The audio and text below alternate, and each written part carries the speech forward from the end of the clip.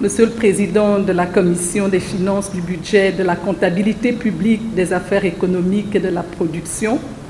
honorables députés de la transition, membres de la Commission des finances, mesdames et messieurs.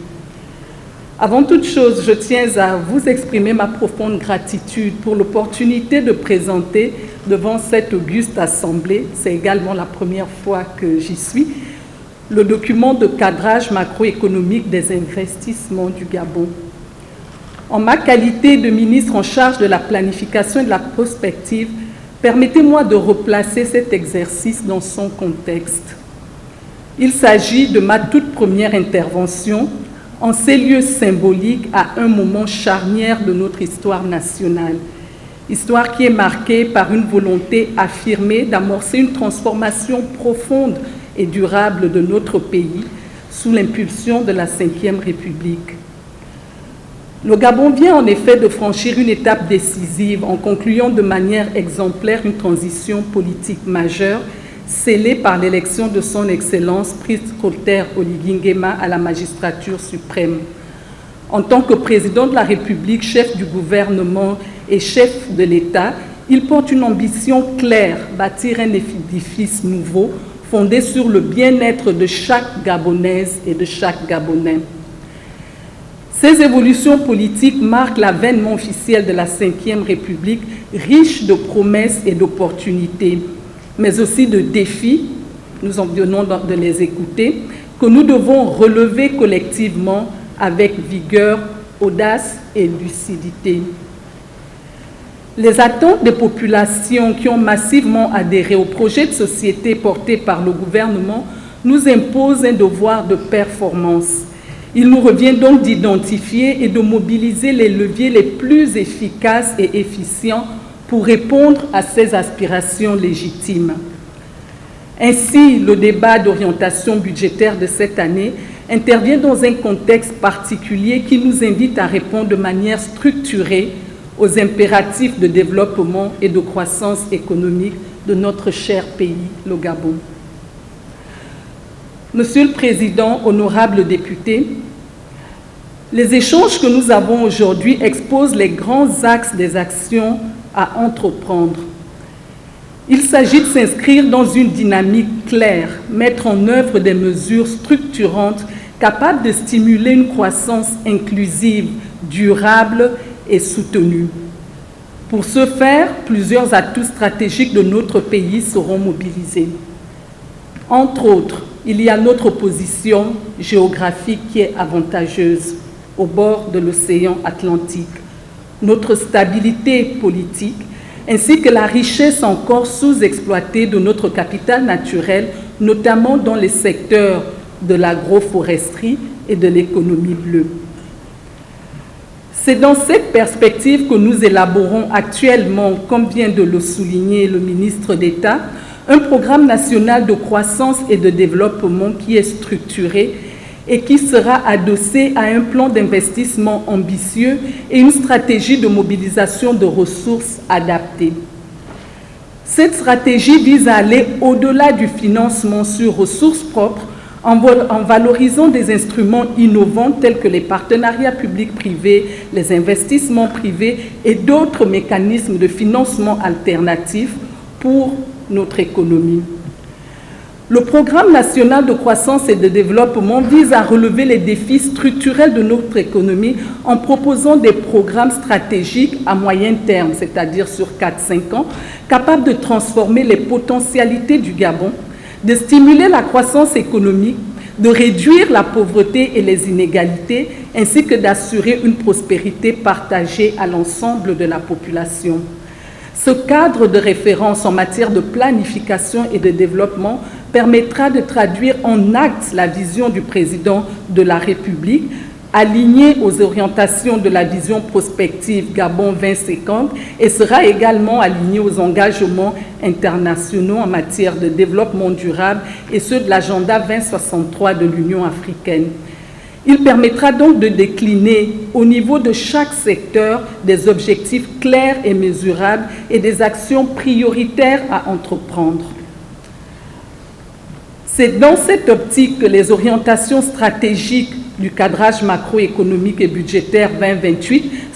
s'articuleront autour de la vision du président de la République centrée sur le renforcement des services de base, notamment l'accès à l'eau et à l'électricité, qui sont désormais reconnus comme des droits fondamentaux.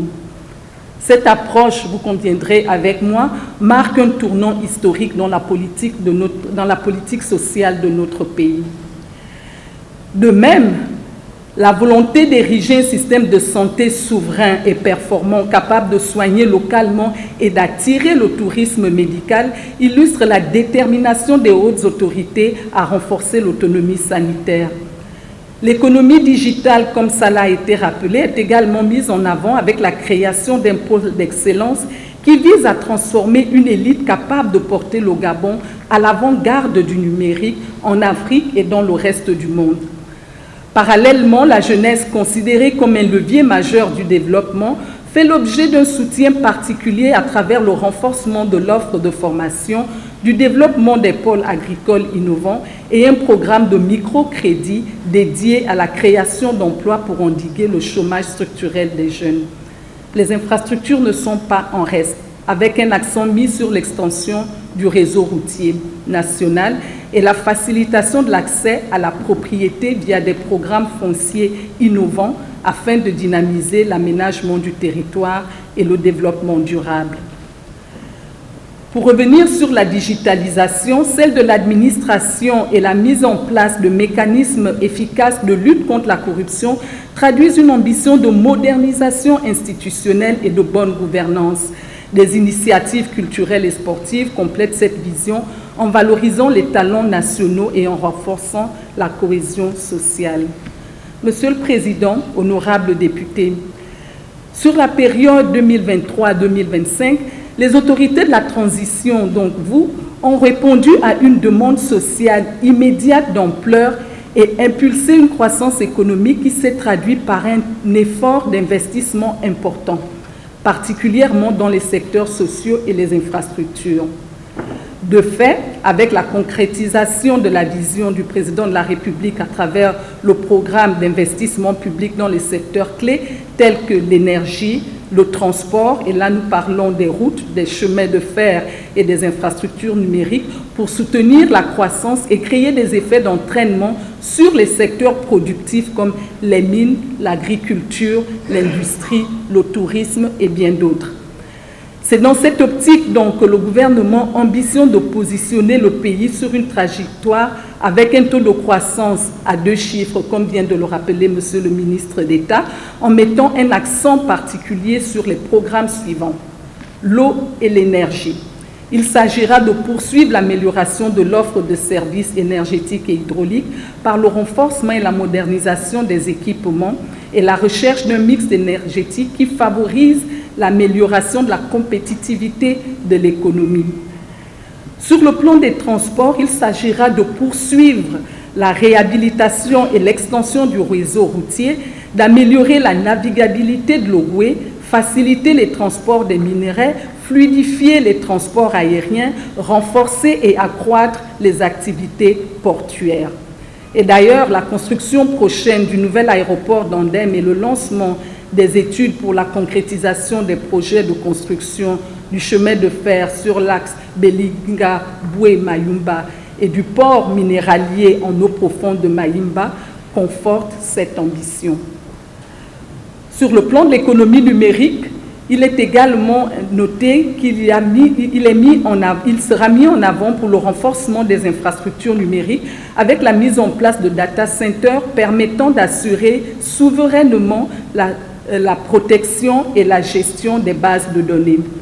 Le secteur de l'agriculture et de la pêche également traduit cette volonté ferme de réduire le déficit de la balance commerciale et de garantir la sécurité alimentaire. Le secteur sera porté par la mise en œuvre du Fonds stratégique agricole destiné à catalyser les investissements dans l'agriculture, celle du Fonds stratégique pour le développement de la pêche et de l'aquaculture et la mesure de suppression des importations de poulet qui a été rappelée ici par mon prédécesseur.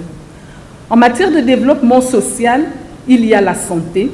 il y a l'éducation, Et là, nous voulons accélérer le processus de refonte du système éducatif et construire des établissements pour endiguer le phénomène pléthorique dans les salles de classe. Ces initiatives donc visent à transformer durablement le paysage économique national, à renforcer l'attractivité du territoire et améliorer significativement les conditions de vie des populations. Par ailleurs, le gouvernement entend mettre en place une banque de projets de développement destinée à guider l'action sectorielle et à assurer une cohérence globale des interventions publiques tout en favorisant la mobilisation des ressources auprès de différents bailleurs. La période 2026-2028 devrait donc être marquée par l'ambition de développement du pays portée par le chef de l'État à travers les mécanismes permettant à terme d'atteindre le niveau de taux de croissance idéal et même s'attaquer à la fois à l'épineuse question d'endettement et je dirais plus de gestion de la dette parce qu'il y a plusieurs pays qui sont encore plus endettés mais qui s'en sortent et de donner des marges de manœuvre sur les investissements structurants. Pour cela, tous nos efforts doivent converger vers la réalisation des niveaux d'investissement public significatifs, soutenus par la contribution des investissements privés, dont le rôle est central pour y parvenir. L'amélioration du climat des affaires reste une condition sine qua non. Et c'est dans cette perspective, Monsieur le Président, honorables députés, que le ministère de la Planification et de la Prospective entend jouer un rôle moteur en identifiant des sources de financement supplémentaires également plus consistantes et à la hauteur des ambitions exprimées dans le plan de société de son Excellence, Monsieur le Président de la République. Pour parler des réformes sur lesquelles nous allons nous engager ou sur lesquelles nous sommes engagés, elles portent essentiellement sur 3 points. Le premier est l'amélioration de la gestion des investissements publics. Le deuxième est la mise en place d'un fonds d'études sectorielles pour accroître les taux d'exécution des projets. Le troisième, enfin, porte sur le renforcement de la gouvernance afin d'assurer une meilleure articulation entre la planification stratégique, la programmation budgétaire et la mise en œuvre sectorielle, tout en optimisant la mobilisation et l'usage des ressources.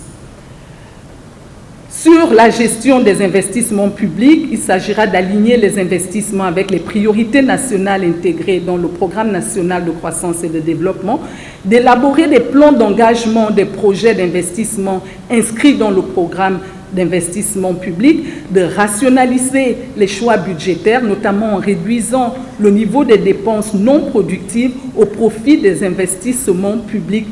structurants. Il s'agira enfin, dans ce domaine, de renforcer le suivi des engagements pluriannuels en veillant à la soutenabilité budgétaire. Pour ce qui est de la gestion du fonds d'études sectorielles, nous allons travailler à l'adoption d'un texte qui fixe le cadre de gestion des investissements publics et le texte portant création, attribution et fonctionnement du fonds d'études sectorielles. Enfin, le troisième axe sera celui du renforcement du cadre institutionnel et de la gouvernance. Et là, nous comptons travailler sur la clarté des rôles entre les ministères sectoriels, le ministère en charge de l'économie, des finances, de la dette et des participations chargé de la lutte contre la vie chère, le ministère de la planification et de la prospective et même la Cour des comptes. Tels sont, Monsieur le Président de l'Assemblée nationale, honorables députés, les principales orientations en matière de planification de développement sur lesquelles reposent les dépenses à moyen terme contenues dans le document de cadrage macroéconomique et budgétaire qui vous a été soumis. Nous restons soumis et à votre disposition pour tout échange utile à l'enrichissement de ce cadre stratégique. Je vous remercie pour votre aimable attention.